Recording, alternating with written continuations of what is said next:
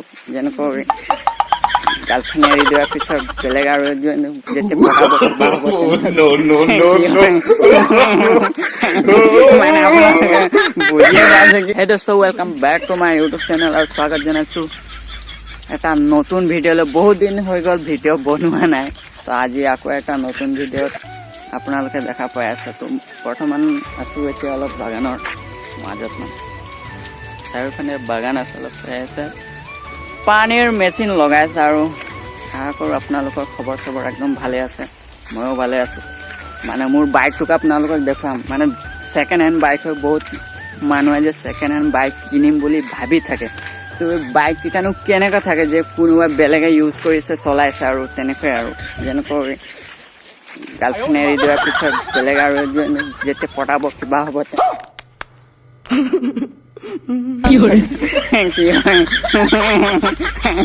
মানে আপোনালোকে বুজিয়ে পাইছে কি ক'ব বিচাৰিছোঁ, তেনেকুৱাই হৈ যায় আৰু। তো বাইকটোৰ অৱস্থা তেনেকুৱা হৈ গৈছে। তো মই আপোনালোকক দেখুৱাই আছোঁ মোৰ বাইকটো কেনেকুৱা কি হৈ আছে। তো বাইকটো আছে এইপিনে, আপোনালোকে দেখা পাইছে এনেকুৱা হৈছে বাইক। হ'লেও বাইকটো বহুত যত্ন লৈ ৰাখিছোঁ আৰু বহুত ভালেই আছে আৰু। তো বাইকটো দেখুৱাই দিছোঁ যে ছেকেণ্ড হেণ্ড লোৱা বাইকনো কেনেকুৱা কি হৈ থাকে আৰু তাৰ অৱস্থা আৰু মই দেখাই দিছোঁ আৰু। তো বলক ভিডিঅ'টো আৰম্ভ কৰিছোঁ, অলপ দেখুৱাই দিছোঁ কেনেকৈ কি আছে আৰু বাইকটো। দেখা পাইছে বাইকটো হৈছে এইটো Yamaha FZ 2016 মডেল হয় আৰু এইটো বাইকটো এনেকৈ হৈ আছে। দেখা পাইছে আৰু কেমেৰাত কেনেকৈ ক'ব নোৱাৰিম আৰু অলপ কেমেৰাত বেলেগ ধৰণে দেখিছে চাগে। তো মোৰ মোবাইলটো ইমান অলপ দামী নহয় দিয়ক আৰু বহুত গৰীব দুখীয়া মানুহ, সেইটো কাৰণে অলপ ছেকেণ্ড হেণ্ড বাইকো লৈ আৰু চলাই আছোঁ আৰু জীৱনটো পাৰ কৰিছোঁ। কি কৰিম, টকা পইচা ইমান নাই আৰু সেইটো কাৰণে আৰু কি ক'ম আৰু ছেকেণ্ড হেণ্ড হ'লেও চলাইছোঁ। যেতিয়া পইচা হ'ব নিজৰ পইচা তেতিয়া মই ল'ম বাৰু, নিশ্চয় এটা নতুন বাইক ল'ম। তো মোৰ বাইকখনো কেনেকৈ কি হৈ আছে আপোনালোকে দেখুৱাই আছে। তো মানে বাইকটো বহুত দিন হৈ গ'ল আৰু 16 মডেল হয়, তেতিয়া 2024 চলি আছে। তো বাইকটো দেখা পাই আছে অলপ ঠিক ঠাক কৰি ৰাখিছোঁ আৰু বৰ্তমান চলিব অৱস্থাত আছে আৰু ঠিকেই চলি থাকে আৰু ইমান কিবা ডিষ্টাৰ্ব নিদিয়ে আৰু বাইকটো। তো বাইকটোৰ প্ৰথমে এনেকৈ এই চকেটকেইটাৰ এইকেইটা অলপ লিকেজ হ'ব ধৰিছে। এইটো অইল মানে এইটো অইল লিকেজ হ'ব ধৰিছে, এইটো দেখা পাইছে। এইটো অইল চিলটো মই আগতে চেঞ্জ কৰিছিলোঁ, তথাপিও এইটো অইল লিকেজ হৈ আছে। তো এইটো লিকেজ হোৱা অলপ বেয়া মানে কি আৰু এই স্প্ৰিং থাকে যি ইয়াতে, এই স্প্ৰিংটো মানে বেয়া হ'বৰ চান্স থাকে আৰু এনেকুৱা লিক হৈ থাকিলে। অইলটো নাথাকে তো প্ৰেছাৰটো স্প্ৰিঙত পৰে কাৰণে তো স্প্ৰিংটো বেয়া হোৱাৰ চান্স থাকে, তো এনেকুৱা হ'ব নালাগে। তো অইল চিলটো এবাৰ চেঞ্জ কৰিছিলোঁ, তথাপিও আকৌ এবাৰ চেঞ্জ কৰিম। এই লোকেল মেকানিককেইটা অলপ ইমান ভালকৈ নাজানে চাগে, এনেকৈ সেইটো কাৰণে হৈ থাকে আৰু। তো এইটোত লাগে মোৰ সন্দেহ 40 mm মানৰ কিমান এনেকৈ অইল চিলটো লাগে। ইহঁতে কি চাইজ লগাইছে নাজানো, সেইটো কাৰণে এনেকৈ হ'ল চাগে।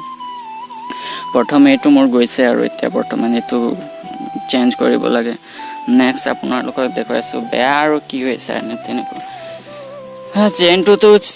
চেইনটো সলনি কৰিয়ে দিছে, এইটো বৰ্তমান ঠিকে আছে আৰু বাকী আৰু এই ছিটখন অলপ গৈছে আৰু এইটো আৰু গ'ল, এইটো চেঞ্জ কৰিব লাগে আৰু এইপিনে ছিটখন গৈছে আৰু ছিটৰ তাৰ বাহিৰে আইনাখনো ভাঙিছিলে। এইটো কিবা পালচাৰো হয় দিয়ক, এইটো বাইকৰ নহয়। তো এইটো আপোনালোকে চাব পাৰে, এইটো চাইজ বেলেগ আৰু এইটো চাইজ বেলেগ হৈ আছে। তো এনেকুৱা হৈ আছে আৰু বাকী অলপ পূজা চূজা কৰি এনেকৈ টিকা চিকা লগাইছিলোঁ আৰু বিশ্বকৰ্মা পূজাত এনেকৈ আৰু এই আৰু মিটাৰটো অলপ ডিষ্টাৰ্ব দিয়ে আৰু ইয়াৰ কিবা চাবি লগাই আপোনালোকক দেখুৱাই দি আছোঁ।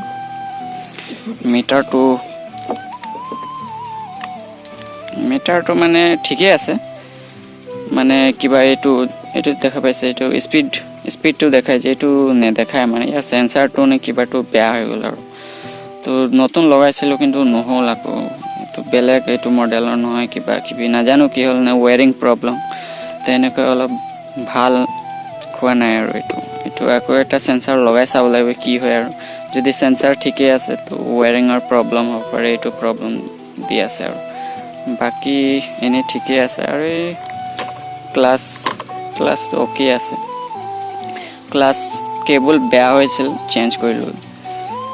আৰু এইপিনে এইটো ফ্ৰণ্ট ব্ৰেকৰ কিবাটো অইলটো চেঞ্জ কৰিছিলোঁ, তেতিয়া এইখন ভাঙি গ'ল।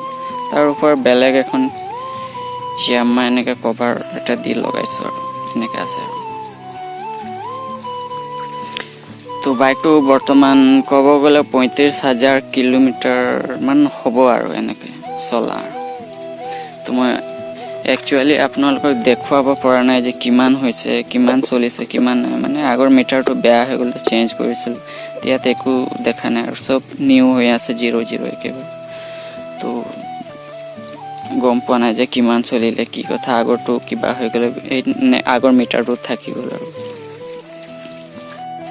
তো গাইজ, এইটোৱে হয় মোৰ বাইকটো, যোনটো আপোনালোকক দেখুৱালোঁ আৰু। তো পুৰণা বাইক হয়, হ'লেও চলাই আছোঁ আৰু। তো মিডল ক্লাছ বয়, মানে গৰীব দুখীয়া ল'ৰা কেনেকৈ কি কৰে আৰু এইটোতো আপোনালোকে অলপ বুজি পায়েই আৰু। তো তেনেকুৱা অৱস্থাৰ কাৰণে মই বাইকটো অলপ ছেকেণ্ড হেণ্ড চলাই আছোঁ। তো পইচা হ'লে আগলৈ আৰু ভৱিষ্যতত নতুন এখন কিনিম তাৰ আশাত আৰু আছোঁ আৰু। কিনিম, নিশ্চয় কিনিম, কিন্তু মোৰ নিজৰ পইচাত কিনিম। সেইটো কাৰণে মানে মাক দেউতাকৰ পইচাত নিকিনিম, নিজৰ পইচাত কিনিম। সেইটো কাৰণে ছেকেণ্ড হেণ্ড বাইক কিনিছিলোঁ, এইটো মোৰ পইচাতে কিনিছিলোঁ। তো এনেকৈ চলাই আছোঁ আৰু। মোৰ যেতিয়া পইচা হ'ব তেতিয়া মই নিশ্চয় নতুন বাইক কিনিম। এইটো সপোন হয় মোৰ। তো আৰু এনেকৈ জীৱনটো আৰু চলি আছে আৰু লাভ চাপ আৰুতো জানেই, কিবা কিবি হৈয়ে থাকে। তেনেকৈ আৰু বহুত আৰু লাফৰা চলি আছে জীৱনত। কি কৰিম কি নাই ভাবি নাপাওঁ। চাকৰি তাকৰি নাই দিয়ক আৰু। ইমান পঢ়া লিখা নহয় দিয়ক, মোক চাকৰি দিব কোনোবা। অলপ ইউটিউব চিউটিউব লাগি আছে আৰু কি হয় চাওঁ আৰু। কাল কিসনে দেখা আজকো জি লেতে, বাছ নাই। তো আজি আপোনালোকৰ দিনটো শুভ হওক, শুভকামনাৰে ভিডিঅ'টো সমাপ্ত কৰিছোঁ।